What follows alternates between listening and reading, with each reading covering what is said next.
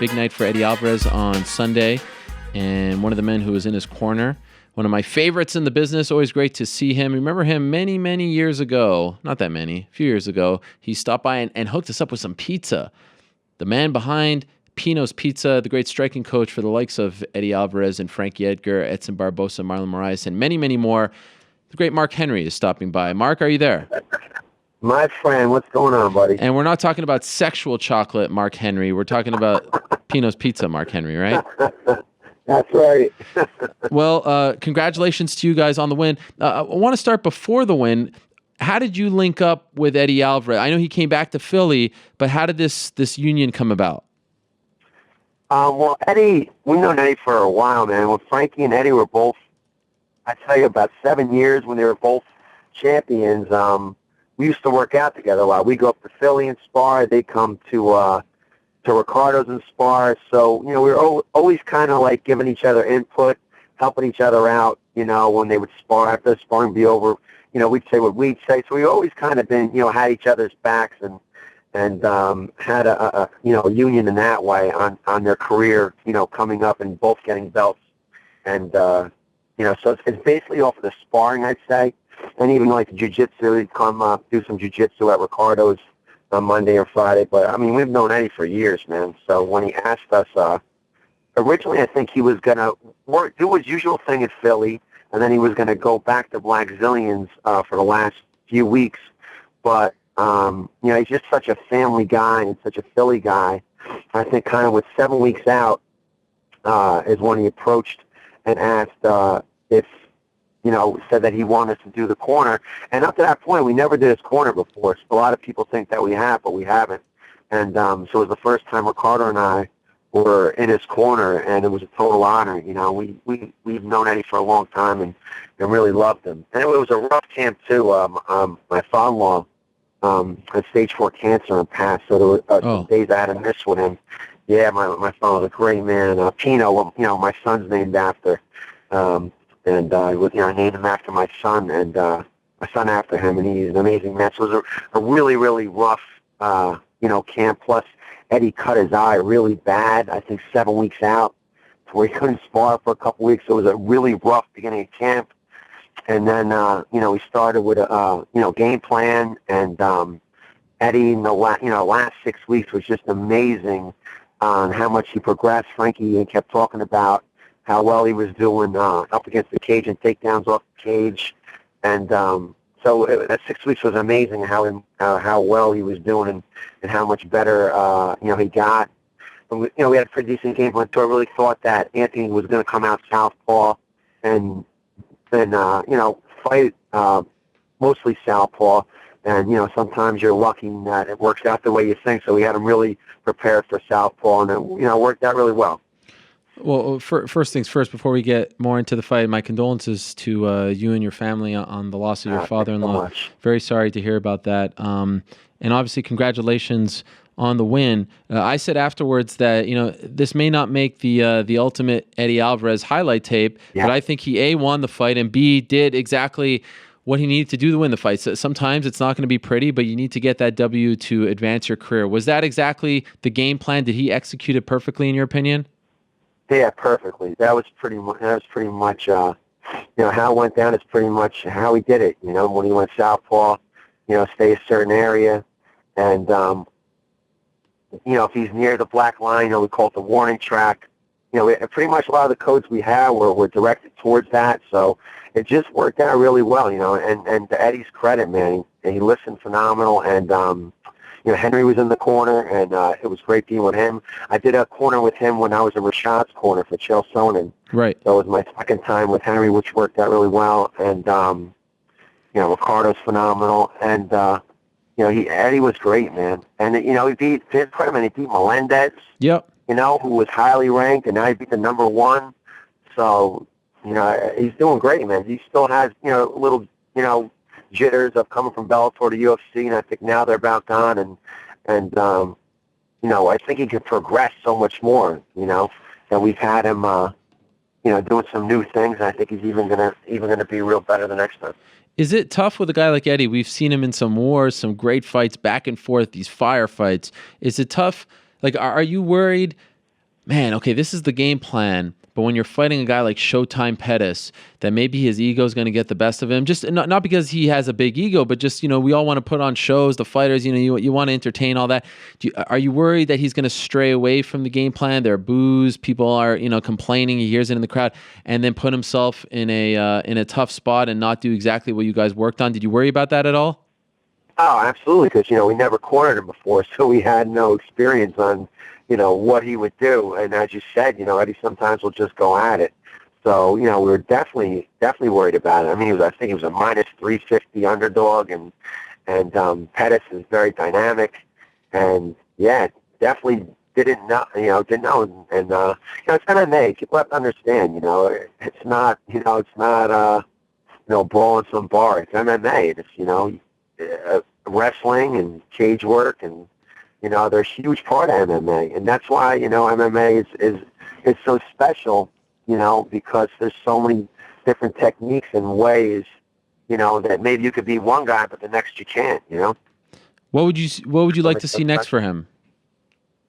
I'd like to see the title next for him. And he beat Mendes. He just beat the number one. Our little Jim. Is in, Your buddy Conor's holding things kind of up for us in a different direction. I don't know if they're, what the UFC's plans on with Eddie anyway, but, we'd like Eddie to be 55, Frankie to be 45, and right now we're stuck in the middle of going nowhere. That is a very good point, and we'll get to Frankie in a second, but were you around, like, did the UFC brass go up to Eddie, tell him, I know he was calling for it, but did you get a sense of where they're leaning? Nothing. Okay. Nothing as of now. Well, let's talk about Mr. Edgar, because tomorrow in Las Vegas, they are holding a press conference with Conor, with RDA. That's the fight. It's going down March 5th. And I know Frankie was upset. He was on this show and very upset, but it takes a lot for him to get upset. And, I've talked with you a little bit. I think you are equally, if not maybe more upset than him. Can you put into words for me how you felt when you found out that Frankie, after the win over Chad Mendes and what you guys were told, was not getting the title shot? Well, it was kind of a process, and Aaron, you know us better than anybody, and we're lucky that we're right up the block from you, and so you've been around us a while, and we're not really talkers, Yeah. We we're not like that at all, but it's kind of what you have to do these days, I guess, which we'd rather not, but I think there's just no other option. But it's not just about the talking. It was a process. It was like, is Conor, is Frankie getting the next shot or out? That was the first thing. Conor obviously has to defend the belt. Nobody's, he hasn't defended the belt once at 45. Nobody's had the one fight and gone up. BJ dominated, 55 before he went up. So you knew he was going to have to. And all of a sudden you hear, well, wait a minute, he wants to go up. So that was the next step, He might not, So then we were talking about that. And just the whole thing for us is, to really care less about Conor, it's about the belt. Conor's supposedly going to make history for 2 belts. Well, guess what? Frankie is also. Frankie could go 3. Frankie did it the hard way. He fought at 55. I mean, to put in perspective, if Frankie dropped what Conor drops, he'd get 125. So, and that's real, those are real numbers. And, it's frustrating. Like, for me, if you want to go up and fight people where you should be fighting anyway, just leave the dang belt, just leave the belt, I know you have kids, Oliver and Walter with beautiful children. Thank you. And, I know they get scared a little bit, they need their binky and their baba, you know what I'm saying? They're scared to go to bed at night, but you kind of break them from it, right? You and your wife. Sure. And you say, leave the binky, leave the baba. Well, I don't understand why he needs the belt. Obviously, has he set himself up for losing already? Because if he needs to go up, I don't understand why he needs to hold on to that 45 belt so bad. So I guess that's kind of what we're upset about, that he just needs. I don't know if everybody's drinking the Shamrock Shake, Do you think that? Like a Mickey D's. Do you think that it's also, that has something to do with Frankie? Like, if it was some other guy sitting there, some other number 1 contender, that he would have fought him, do you think that's the reason why he's going up? Hey, he definitely had an opportunity to fight Frankie when Aldo got hurt. I mean, we called up instantly. and said, Frankie's ready. Is he in shape? Yeah. Train all year round. Of course he is. Chad, he was doing I think a hunting show. Yep. And definitely wasn't in shape, and and he did not pick Frankie, and now again he's not picking Frankie again. So I don't know what's the answer to that. He every time it seems like Frankie's, and then he even said in an interview, if Frankie wins, then he deserves it, and I'll be fighting Frankie. Well, I guess he's not a man of his word, because that went out the window too. It's just frustrating too, because you hear his coach. Frankie was ready to go into the octagon. They had him right by cage side after the Conor Aldo fight. So Frankie was ready to go up, and I believe that and I could be wrong on this, but I believe that his coach said he can't make 45. So they told Frankie to go sit down. But first it's the first day he can't make 45. The second day is he needs a rest from making 45. Now you hear he might, maybe we'll go to 170. It's ridiculous. It sounds like my wife. Not my wife. I love my wife to death, but at nighttime she loves me. Then all of a sudden, sometimes in the morning, she's mad at me for something. I'm sure you've been through it too. So I feel like that's what's going on here. It's frustrating that you keep hearing different things, and that's what I'm saying. If you drop the belt, if you don't want to do it, let go of the Baba, let go of the Binky. I know a lot of people are sipping on the Shamrock Shake, but the Shamrock Shake is seasonal. Here for St. Patty's Day, and it's gone, brother. I understand Frankie met with the UFC brass last week. What did he tell you about that meeting? What did they promise him? Well, I'm not going to promise anything. I think we're just waiting on March, Okay. See what happens in March, and then, then take it from there, So, you try to, talk a little bit. Like I said, we've never done it. I'm not too good at it. I tried it. Man, I'm getting murdered by piranhas, Irish piranha, man. Holy cow. Oh, my. I enjoy it. I think you're doing a good job. Man. Oh, man. Those Irish guys, man, I got so many new freckled friends now. So they don't like me too much, but it's funny. They're passionate fans, and it's great. He has not shown us a lot. But how would you assess his striking? Are you impressed by Conor's striking? Oh, absolutely. Okay. Absolutely. I think he has, by far, some of the best striking in MMA.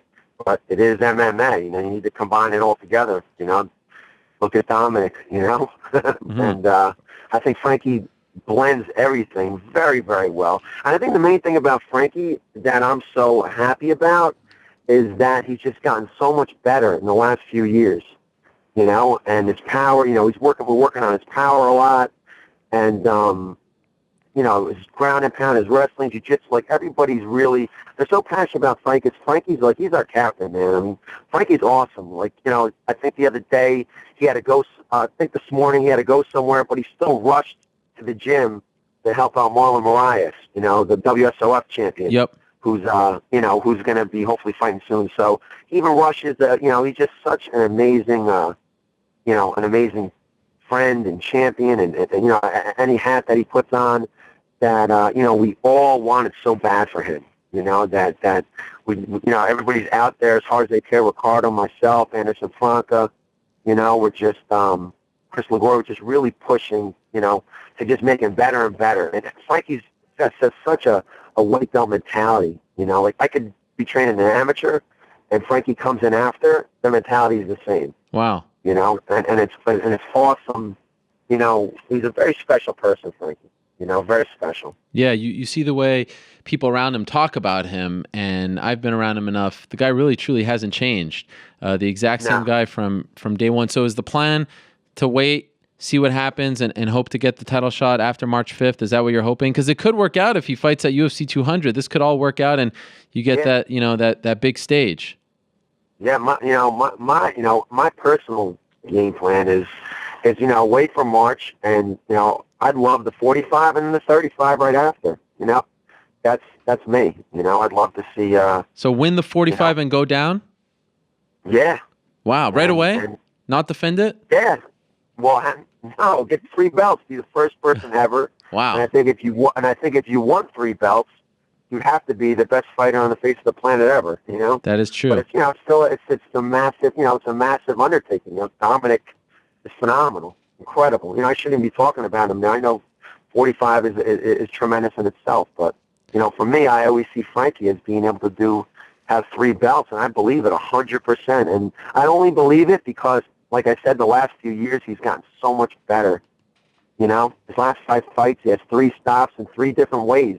You know, 1 ground and pound, 1 submission, and 1 knockout. You know, and that's what I'm saying. 5 fights, 3 finishes in 3 different ways, 3 different techniques. You know, so you know, I believe wholeheartedly that he could definitely do it, and that's all I'm pushing for. You know, and he can make that weight. Yeah, oh, definitely. He comes. I think he's the day of the weigh-ins. I mean, we're doing rounds. The night before the weigh-ins, we're doing 5, 6 rounds. Wow. And he comes there like, you know, he gets there like only 5 over. Well, that would be something. Yeah. But he could, you know, he walks. I think Marlon's a little bigger than him. Right. Marlon Moraes is maybe a couple pounds bigger than him. You know. Last quick thing before we get to Khabib here, who's waiting for us. How's the Ariel Helwani pizza selling over there at the shop?